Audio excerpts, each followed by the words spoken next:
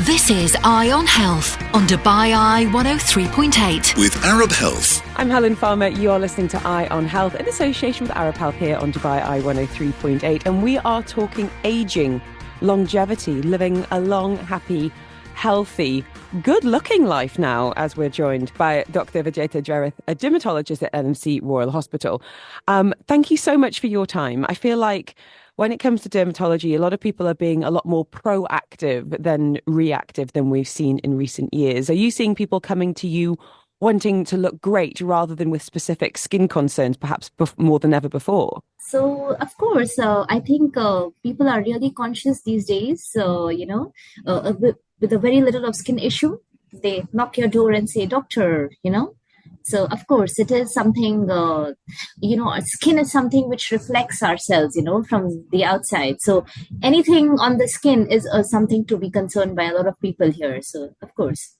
I also think there's a bit of a misconception that skin is this kind of, if you're interested in skin or skincare or anti-aging, that it's a kind of superficial thing. And it's absolutely not. We know whether it's acne or eczema or how you feel about your face. It impacts the way you navigate the world and your confidence.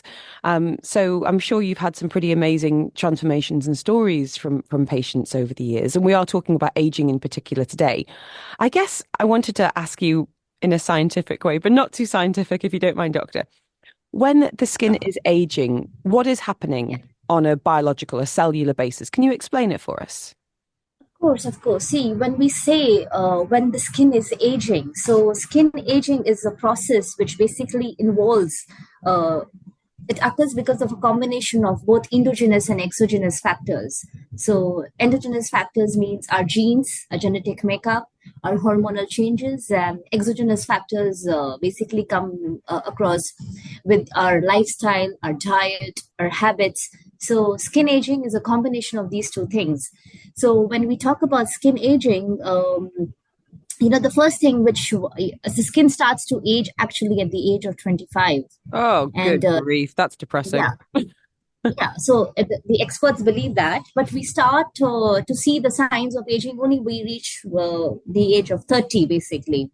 So this happens basically when the body progressively starts reducing the collagen cells, the collagen protein, for us to lose our elasticity.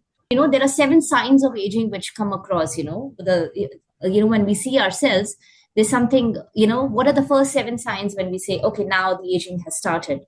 So the first thing, is the fine lines, the wrinkles, our crow's feet. So they basically happen. They're the concern-causing aging signs, and they are a result of, again, the loss of elastin and collagen fibers on our body. They are the thing which keep our skin nice, taut, firm. Plump. So that's the first sign. The next, a lot of time when we wake up in the morning, we look very dull. So dullness is a very important second sign of early aging. The result of the dulled complexion is because of depleted moisture levels. So it's very important to hydrate our skin, to moisturize our skin. So hydration on the inside and outside. I think there's a bit of a misconception about hydration in the skin versus oiliness as well. So would you mind addressing that and how maybe that can impact our aging as well? Yes. So, a lot of time that it's a myth, like we have an oily skin, we do not need to hydrate our skin. We don't need to moisturize our skin. But it's very important for us to choose a moisturizer, It's so when you have an oily skin, when you have an acne prone skin, always pick up a moisturizer which is non-comedogenic. We have blackheads around the nose. So these are comedones. They are first signs of acne.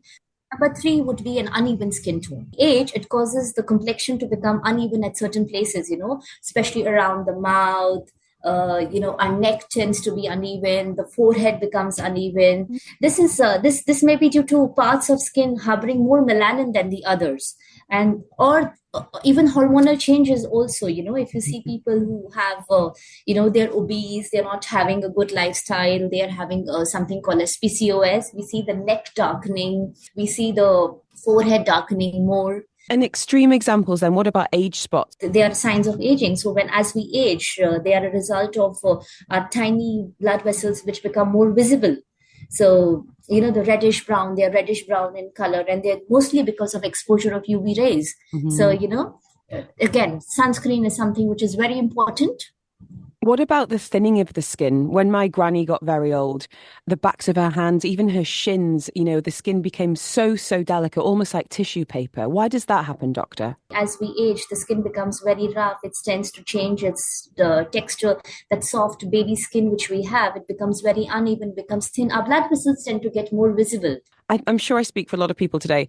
I'm in my early 40s. I don't want to look 22 again. I just want to look like I've had a good sleep. I just want to look not exhausted. So when we're talking about lifestyle changes, supplementation, what do you think are really powerful tools in our arsenal for fighting aging of the skin? There is something called as chronological aging and biological aging. Okay, so chronological aging is the number of years we have lived. And biological aging is avoidable. It mostly refers to how old your cells and tissues are based on physiological evidence.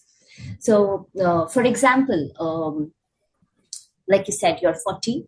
If you have an individual who's 30 or 40, who doesn't exercise, who eats high-fat foods, has smoked like probably about 5 to 6 packs of cigarettes a day, they are likely to have a chronological age greater than 30 or 40.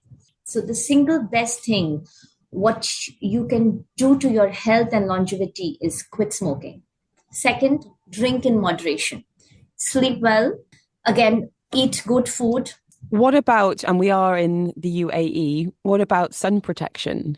It's something which is very important because ultraviolet rays can really harm our skin. And it's very important to choose your sunscreen. People have this myth, doctor, I'm using SPF 50, I'm using SPF 100, I'm using SPF 80. So it's actually not important. Experts believe that an SPF is only sun protection against UVA rays. So we need UVA and UVB. So even if you pick up an SPF 30, it gives you protection against 95% of sun rays. SPF 50 will give you 96. So anything which is more than SPF 50 is actually useless. Got you. Good advice. I wanted to ask you about something that's become very big in marketing recently, which is collagen tablets, collagen supplements, putting them in drinks. Is there any benefit? Is there any benefit to our skin for these collagen supplements? So, in earlier times, why it was not a thing, because if we talk about our parents and our thing, they used to live a very healthy lifestyle, They used to get this supplements to the natural food. Nowadays, everything is processed. So just to remain healthy, you must take some collagen supplements to remain healthy. Collagen supplements, according to me, is a must these days. Okay, I'll add them to my iHerb order. Any other supplementation that can be useful in I don't want to say the fight against aging because it's a privilege to age. I think it really is. But for making sure we look and feel as good as possible for as long as possible. You must have with vitamin D. It's very important. Okay. One must have folic acid. Zinc. Zinc is one, ingredient which makes you look healthy. It's very good for your skin. We must include a lot of antioxidants into our diet, in the form of supplements. If one can get access to our berries, blueberries, broccoli, nuts, avocados, if you can go into the natural way, that's the best. Add vitamin C, rich foods into your diet. And even if you can use vitamin C on the skin, it works like a natural sunscreen. After the age of 30 or 40, try to, take retinol-based creams. They can prevent you from these fine lines, from wrinkling of the skin. So this should be your daily routine, moisturizing your skin, toning your skin, adding a sunscreen, adding a night cream. Some really no-nonsense advice there, Doctor. I think it's much needed in a time where we're completely bombarded with products and so-called experts on social media. To speak to an actual dermatologist has been really, really enlightening. Doctor, thank you so much for your time today. You can be found at NMC Royal Hospital. So if anyone is struggling, we've been talking about anti-aging today, but I know you do an awful lot of work with all ages and all sorts of skin conditions. So you can be found there. Thank you so much. Really, really appreciate it. Pleasure being here with you. Next, we're going to be taking the holistic route towards staying young. You're listening to Eye on Health on Dubai Eye 103.8. With Arab Health. Register for free until the 4th of January at arabhealthonline.com.